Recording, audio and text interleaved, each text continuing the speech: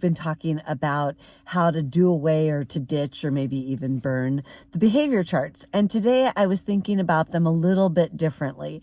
I was thinking about how we talk about that we don't want to publicly shame kids, but we want to give them feedback. We want kids to be self-aware and making good decisions, but we don't really trust that they'll know how to do that, or in the moment, at least when they're having some sort of struggle or challenge, we think that if we kind of reflect back to them that they're not doing great, then they can do better. Let's say that I want to give a kid feedback that they are not on task. And so I keep moving their clip from negative or non-favorable color to a color that says, hey, you're reaching the danger zone.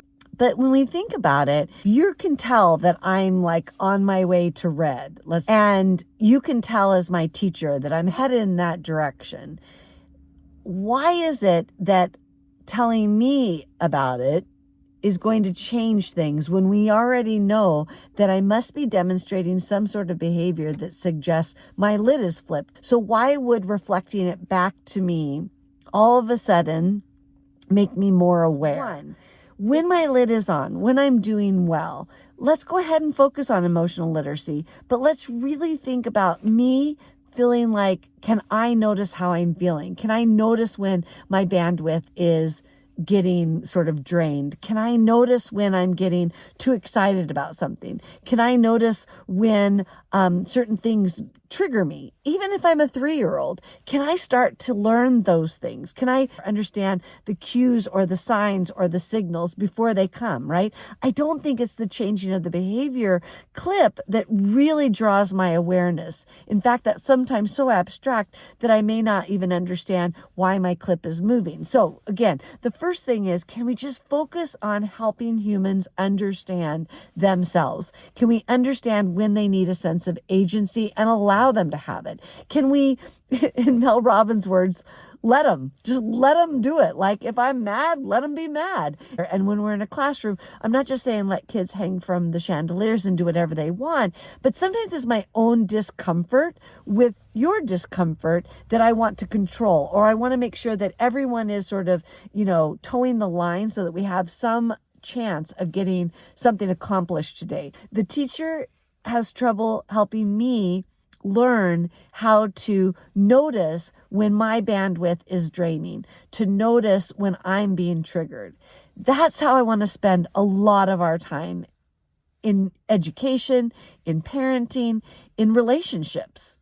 But we have to do that when a person is in homeostasis. We have to do that when a person has enough bandwidth to really have that insight, to really be able to turn inward and reflect. But if we're never allowed or encouraged to turn inward, or every time I say, I don't like that, someone says, sorry, buck it up. We're a group and we are doing that, or it's not that bad, or it's not scary, or you do like it, or, whatever it is we do, we always are correcting kids to tell them what they know, feel, do, want. And then we wonder when their battery's on low, why they can't tell us what they need, why they can't employ a different strategy to get their needs met. We haven't practiced those under good situations. Talk about the time when my lid has flipped, that time when I'm in hyper or hypo arousal.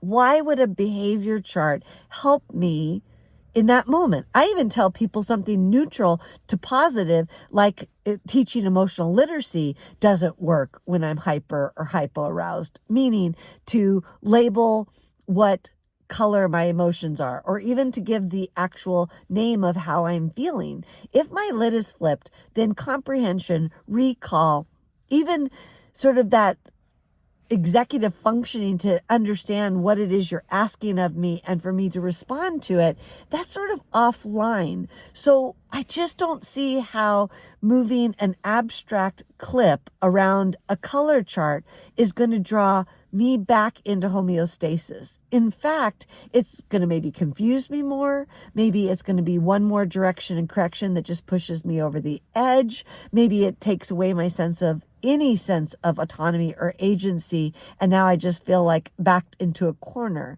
And so when we really think about behavior, notice that what we need to observe or what needs to be given feedback is right there and obvious. If you feel the need to move my clip, I must be demonstrating something that says I'm out of homeostasis. So at that moment, the teacher, the educator, the parent, the adult, that person needs to help me get back to homeostasis. They need to help me employ those strategies that we practiced when I was doing well.